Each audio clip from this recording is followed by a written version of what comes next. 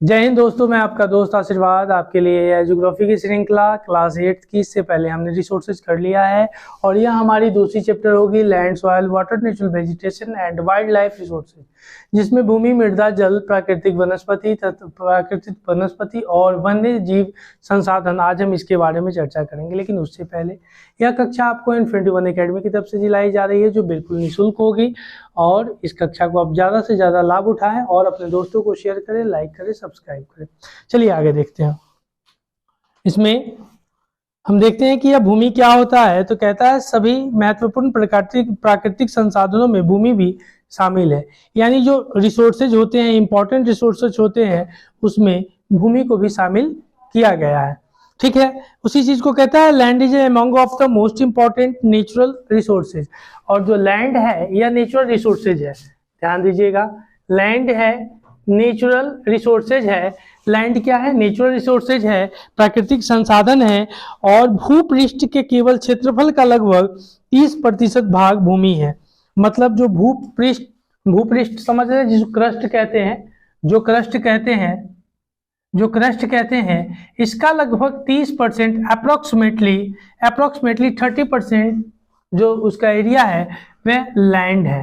ठीक है, वह लैंड है, जिसके बारे में क्या कहता है, या उसी चीज को कहा, it covered only about 30% of the total area of the earth surface. जो अर्थ सरफेस है, अर्थ है, जो सरफेस है, सतह है, उसका 30% यह क्या है? लैंड है, earth surface. Do you understand? चलिए अब देखिए, कहता है उबड़ खाबड़ स्थलाकृति पर्वतों के तीव्र ढाल, जलाक्रांता संभावित निम्न क्षेत्र और मरुस्थल क्षेत्र एवं सघन वन क्षेत्र सामान्यतः विरल अथवा निर्जर है।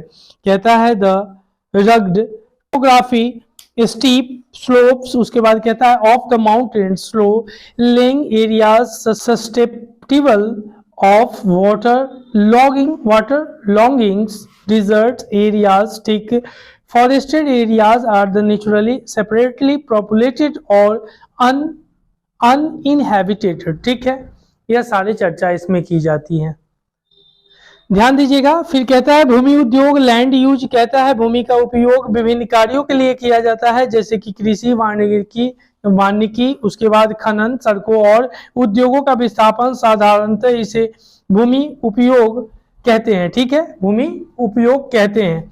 देखिएगा, land is used for the different purposes such as agriculture, forest, mining, buildings, houses, roads and setting up of the industries. This is commonly termed as a land use। ठीक है, समझ में आ रहा है? आगे बढ़ते हैं। फिर देखिए क्या कहता है। इसके बाद हम चर्चा करते हैं कि भूमि का उपयोग भौतिक कारकों द्वारा निर्धारित किया जाता है, जैसे स्थलाकृति, मृदा, जलवायु, खनिज और जल की उपलब्धता। जो इस पर है, इसके भूमि की यूज को, हम उपयोग को जैसे कहते हैं, भूमि के कारकों द्वारा निर्धारित किया जाता है। जैसे लैंड है, सपोज दैट, तो लैंड पे अगर कृषि करनी होगी तो कृषि के लिए आपको क्या चाहिए? वाटर चाहिए। एक भूमि जो मिट्टी होती है, सॉइल, उसकी अच्छी गुणवत्ता वाली चाहिए, जो फर्टाइल भूमि होनी चाहिए, तब जाके आप उस पर कुछ एग्रीकल्चर वगैरह कर सकते हैं, तब आप पीजेंट बन सकते हैं, किसान बन सकते हैं। ठीक है, उसी चीज को कहा स्वामित्व के आधार पर भूमि को निजी भूमि और सामुदायिक भूमि में बांटा जा सकता है। और निजी भूमि व्यक्तियों में स्वामित्व में होती है, और जबकि एक व्यक्तियों के स्वामित्व में होती है। और सामुदायिक भूमि जो होती है वह स्वामित्व में होती है, बहुत लोगों की उसमें मिलीजुली होती है, सामुदायिक। ठीक है, कहता है सामान्य रूप से इसका उपयोग समुदाय से संबंधित व्यक्तियों के लिए किया जाता है, जैसे चारा, फलों, नट या औषधि बूटियों को एकत्रित करना। और सामुदायिक भूमि को साझा संपत्ति संसाधन कहते हैं। जो सामुदायिक कम्युनिटी की किसी की लैंड होती है उसको साझा संपत्ति कहते हैं, मतलब बहुत लोग उससे मिलकर के उनकी जो देख रेख में होती है, इसके कारण। ठीक है, उसी चीज को कहा land can be also classified on the basis of the ownership of the private land and the community land. ठीक है, चलिए आगे देखिए, कहता है आज भूमि उपयोग प्रतिरूप में व्यापक परिवर्तन हमारे समाज में सांस्कृतिक परिवर्तनों को दर्शाते हैं। Today, the vast changes in the land use pattern also reflect the cultural changes in the in our society, ठीक है। कहता है भूस्खलन, लैंड में क्या होता है, जो भूस्खलन, जो जमीन का खिसकना होता है लैंड का, वह कैसे होता है, जरा उसके बारे में क्या कहता है, ध्यान दीजिएगा। कहता है भूस्खलन को सामान्य रूप से सैल, मलबा या ढाल से गिरने वाली मिट्टी में वृहद संचलन के रूप में परिभाषित किया जाता है। रूप से सैल, मलबा या ढाल से गिरने वाली मिट्टी के वृहद संचलन के रूप में भी परिभाषित किया जाता है, ठीक है। जैसे मलबा, बहुत सारी मिट्टी का जमावड़ा ऊपर से गिरता है, या कुछ भी ऐसे, जैसे लैंडस्लाइड वगैरह आप देखते हैं पहाड़ियों क्षेत्र में बहुत ज्यादा होता है, पहाड़ों का गिरना, रोडों पे कभी तो गाड़ियों पे ऊपर से गिर जाता है, गाड़ी चपटा हो जाती है, सारे लैंडस्लाइड की फॉर्म है, फॉर्म ऑफ लैंडस्लाइड, ठीक है।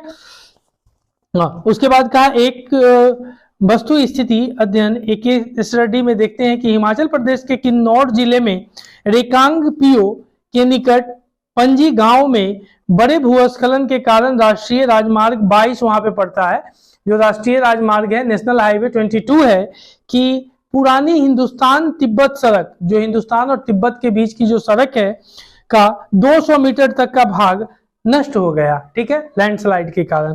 उसी चीज को कहता है न्यूनीकरण क्रियाविधि, कहता है मैग्रेशन मैकेनिज्म, जिसमें भूमि को खिसकने से बचाने के लिए प्रतिधारी दीवार का निर्माण, यानी construction of the retention wall to stop land from sloping, या जो भूमि लैंडस्लाइड होती है उसके लिए इस वॉल का निर्माण करवाया जाता है, ठीक है, जिससे लैंडस्लाइड कम हो, ठीक है। या पहाड़ी क्षेत्रों में आप देखते हैं कि जो पहाड़ होती है उसमें तार नुमा बना हुआ, उसको जाली जाली करके किया जाता है। या अगर जम्मू कश्मीर गए होंगे तो आप देखे होंगे कि उसको तार से, मोटे मोटे तार से ऐसे करके ऊपर तक उसको किया जाता है, तो लोग मरे नहीं, बचाव हो जाए। लेकिन फिर भी कभी कभी उससे ऊपर से गिर जाता है तो नीचे क्या होता है, जो शेड वगैरह बनी हुई है धंस जाती है, टूट जाती है, रोड टूट जाते हैं। तो हमेशा वहां मिस्त्री लगा रहता है, जम्मू कश्मीर वगैरह सब में हमेशा लेबर लगे रहते हैं, ठीक है। चलिए, उसी तरह से हमने देखा कि 200 मीटर तक तिब्बत और जो हिंदुस्तान की जो रोड थी वह भी 200 मीटर तक लैंडस्लाइड के कारण क्या हुआ कि कभी कभी होता है ना कि रोड बनी हुई और नीचे धंस गई, जमीन में गड्ढा में धंस गया तो उसी को लैंडस्लाइड बोल दिए। जैसे सपोर्ट दैट, इमेजिनेशन करो, ये रोड चली जा रही है और एक के ऊपर नीचे से टूट के यहाँ गिर गया, टूट गया, तो इसी को लैंडस्लाइड कहते हैं। कभी कभी बारिश के दिनों में देखते हो कि बढ़िया बढ़िया रोड नीचे धंस जाता है, और यह समतल भूमि में नहीं होता है, या जैसे समतल यहाँ लैंड है यहाँ पे नहीं होगा, जैसे कहीं रोड बनी हुई है, ऊंचाई पे रोड बनी, वहां पे ऐसा देखने को ज्यादा मिलता है कि लैंडस्लाइड हो जाता है, ठीक है। चलिए, उसी के बाद देखा कि भूमि को खिसकने से बचाने के लिए प्रतिधारित दीवार का निर्माण किया जाता है, stop land from the sleeping, और उसी तरह कंस्ट्रक्शन द रिटेंशन वॉल का यहाँ पे निर्माण किया जाता है। भूस्खलन को रोकने के लिए सबसे प्रभावी तरीका है वनस्पति आवरण में वृद्धि, और भूस्खलन जो होती है उसमें ज्यादातर पहाड़ी क्षेत्रों में आप देखते हैं कि पेड़ वगैरह लगाई जाती है ना, क्यों? क्योंकि पहाड़ियां गिरे नहीं जल्दी, इस तरह से लगाई जाती है, स्टेप बाय स्टेप करके लगाई जाती है कि जल्दी पहाड़ियां खिसके नहीं और किसी की मृत्यु ना हो, ठीक है। आगे देखते हैं, वन रोपण, भूमि उद्धार और रासायनिक कीटनाशकों और उर्वरकों के विनियमित उपयोग तथा अतिचारण पर रोक आदि भूमि संचरण के लिए प्रयुक्त कुछ सामान्य तरीके हैं जिससे उनको रोका जा सकता है। कहा एफॉरेस्टेशन, लैंड, उसके बाद reclamation, regulated use of a chemical pesticides and the fertilizers, and checks on overgrazings are some of the common methods used to conserve land resources, ठीक है। आगे अब मिट्टी के बारे में देखते हैं। सवाल क्या कहता है, पृथ्वी के पृष्ठ पर दानेदार कणों के आवरण को पतली परत मृदा कहलाती है। जो दानेदार छोटे छोटे परत जो होते हैं ना, उसी की जो आवरण मतलब उसे ढका हुआ, उसी को हम लोग मृदा कहते हैं। जिसमें कहा है कि the thin layers of the grazing substances covering the surface of the earth is the called soil, ठीक है। फिर देखिएगा, खनिजों और जैव पदार्थों का सही मिश्रण मृदा का उपजाऊ बनाता है। The right mix of the minerals are the organic matters make the soil fertile, जिसमें हो गया, यानी क्या कहा, यानी खनिजों और जैव पदार्थों का सही मिश्रण अगर सही से मिला जुला है तो उसको फर्टाइल बनाने का, किसको, मृदा को फर्टाइल बनाने का काम करता है, ठीक है जी। चलिए आगे कहा, मृदा निर्माण के कारक क्या क्या है, यानी factors of the soil formation. मृदा निर्माण के मुख्य कारक जनक शैल का स्वरूप और जलवायु कारक है। जो शैल का स्वरूप, जो आप देखते हैं 3 तरह की शैलें होती हैं, मेटामॉर्फिक, सेडिमेंट्री, इग्नीशियस, सेडिमेंट्री और metamorphic. There are 3 types rocks. ये सारे शैल हैं, 3 तरह के होते हैं, जिसको कायांतरित बोलते हैं, आग्नेय बोलते हैं और रूपांतरित बोलते हैं। 3 तरह की शैलें होती हैं। चलिए फिर आगे देखते हैं। मृदा निर्माण के मुख्य कारक जनक शैल और रूप होते हैं। आगे देखिएगा, मृदा का निम्नीकरण और संरक्षण के उपाय। Degradation of soil and the conservation of measures. कहता है मृदा अपरदन और क्षीणता मृदा संसाधन के लिए 2 मुख्य खतरे हैं। कहता है soil erosion and the depletion are the major threats of soil as resources. उसके बाद कहता है एक है मल्च बनाना, यानी पौधों के बीच अनावृत भूमि जैव पदार्थ जैसे कि प्रवाल से ढक दी जाती है और इसके मृदा की आर्द्रता रुकी रहती है। आगे वेदिका फॉर्म, जिसको हम लोग कहते हैं ट्रेस फार्मिंग, यानी पहाड़ी क्षेत्रों में आप देखते हैं ना, जैसे पहाड़ी क्षेत्रों में आप लोग गए होंगे तो देखते हैं कि इस तरह से खांच में वहां पे कृषि की जाती है इतना दूर में, कि फिर यहाँ जाकर ऐसे ढुलगाई पे जो कृषि की जाती है उसी को बोलते हैं ट्रेस फार्मिंग। ठीक है, आगे देखिएगा, कहता है उसके बाद इसी ट्रेस फार्मिंग को कहा चौड़े समतल सोपान अथवा वेदिका तीव्र ढालों पर बनाए जाते हैं और ताकि सपाट सतह फसल उगाने के लिए उपलब्ध हो जाए और इससे पृष्ठीय प्रभाव और मृदा अपरदन कम होता है। ठीक है, आगे देखिएगा, उसी चीज को कहता है समोच्च रेखीय जुताई। एक पहाड़ी ढाल पर समोच्च रेखीय के समानांतर जुताई ढाल से नीचे बहते जल के लिए एक प्राकृतिक अवरोध का निर्माण करती है, जिससे जो ढाल से जो जल बहती है उसको रोकने का काम करे, जिससे जो आप देखते हैं ट्रेस फार्मिंग के हम देखते हैं, जिससे वह जल उन पौधों में भी जा सके, कुछ रुक करके नीचे गिरे। ठीक है, उसी चीज को कहा कंट्रोल प्लगिंग, जिसमें कहा कि ploughing parallel to the contours of hill slopes to form a natural barrier for water to flow down the slope। ठीक है, रक्षक मेखलाएं तटीय प्रदेशों और शुष्क प्रदेशों में पवन गति रोकने के लिए वृक्ष कतारों में लगाए जाते हैं और ताकि मृदा आवरण को बचाया जा सके। कतार में ऐसे करके जैसे देखते हैं स्टेप बाय स्टेप उसी तरह से उसको लगाया जाता है।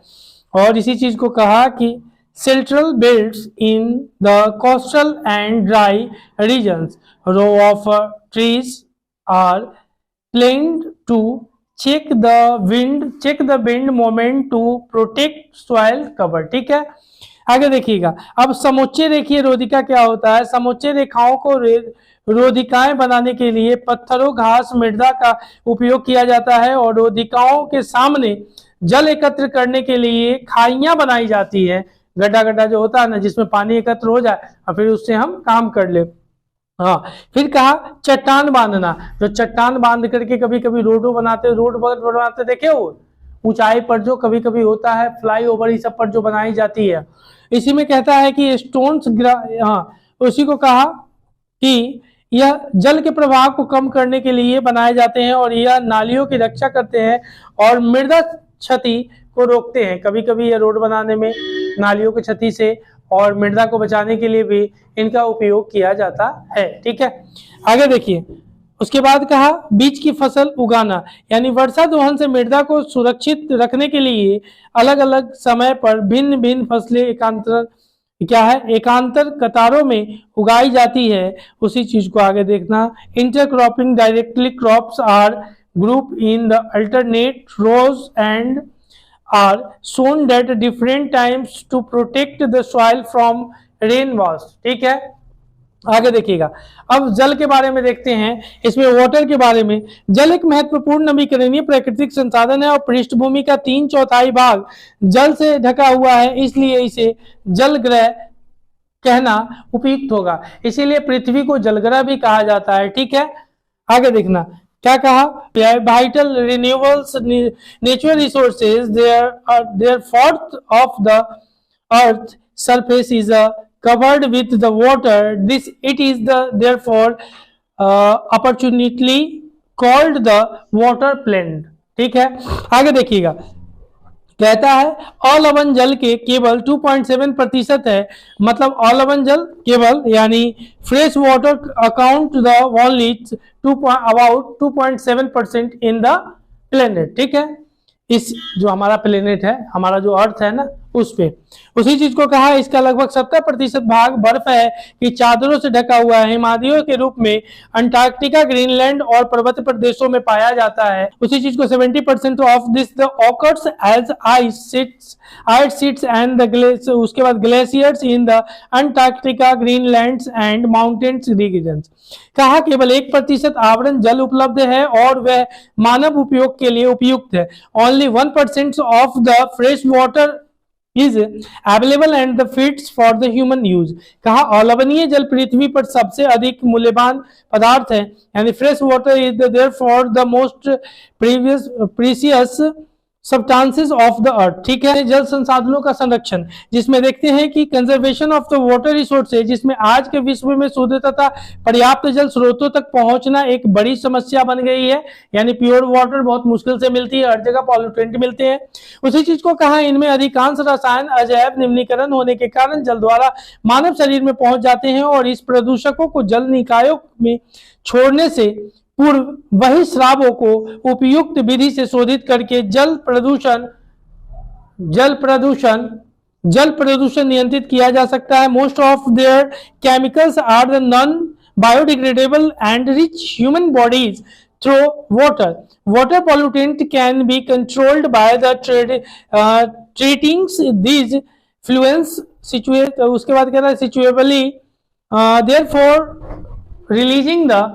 therefore releasing in the water and the body।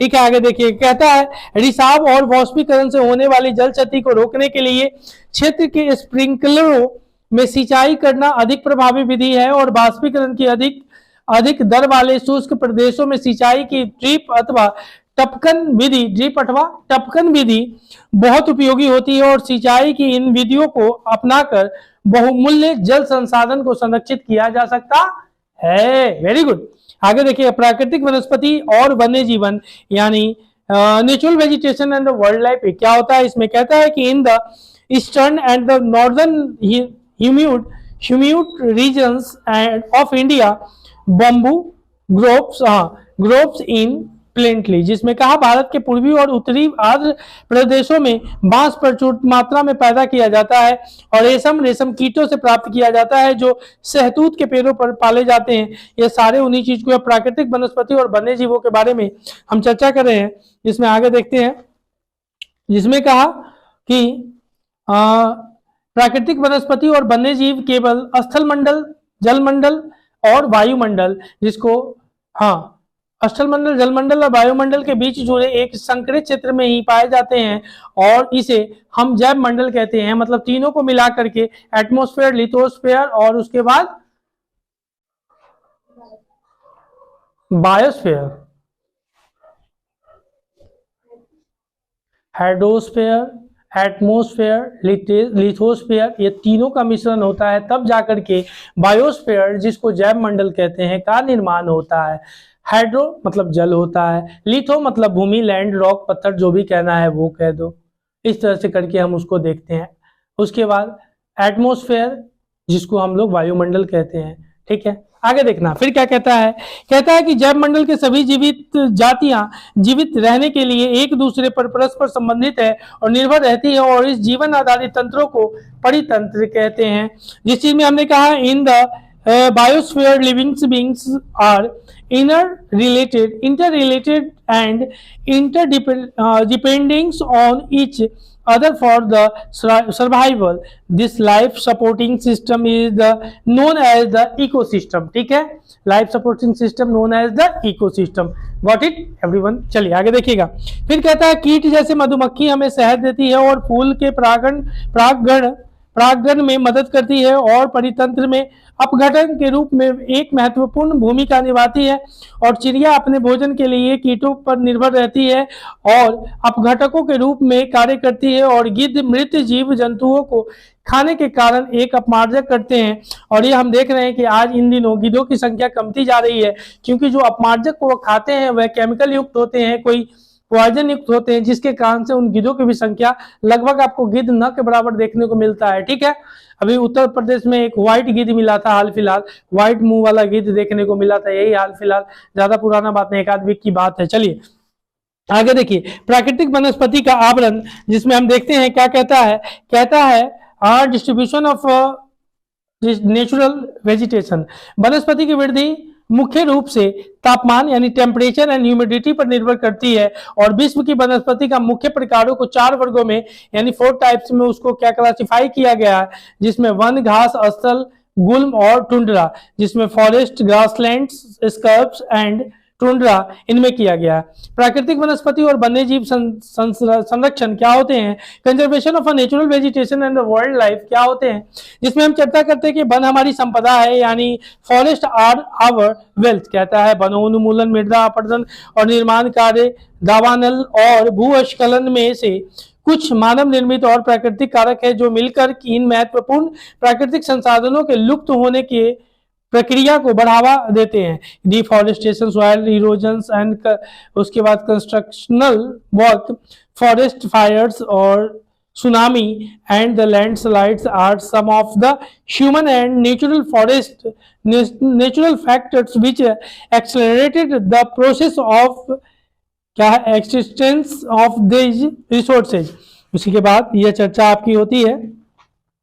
चलिए, जिसमें देखिए फिर क्या कहता है कि एक अंतरराष्ट्रीय परिपाटी CITES यानी the convention of the international trade off the उसके बाद endangered species of the wild fauna and flora की स्थापना की गई है, और जिसने प्राणियों की, पक्षियों की अनेक जातियों की सूची तैयार की है। उसके बाद पौधों और प्राणियों का संरक्षण प्रत्येक नागरिक का नैतिक कर्तव्य है, और प्रत्येक नागरिकों को इन सब का सम्मान और इनका रक्षा करना चाहिए, ताकि हमारे आने वाले जनरेशन और हमारे आने वाले पीढ़ियों के लिए यह एक प्रेरणा सिद्ध हो कि उनके लिए भी कुछ बचा रहे। और नहीं तो आज हम देख रहे हैं कि दुनिया में बहुत ऐसे प्राणी हैं जो IUCN की एक लिस्ट होती है, जिसके तहत इनको बहुत 5-6 तरीके से इनके तहत आप इनके बारे में नोट डाउन करके लाइएगा। ये आपका HW रहा। और IUCN की जो लिस्ट है, इसमें किसको क्रिटिकल, इंडेंजर्ड, वल्नरेबल करके इसको कैटेगराइज किया गया है। तो आपको देखना होगा कि किस तरह से करना है। तब तक के लिए कक्षा आपकी समाप्त होती है। जय हिंद, जय भारत। फिर अगली कक्षा में हम मिलते हैं।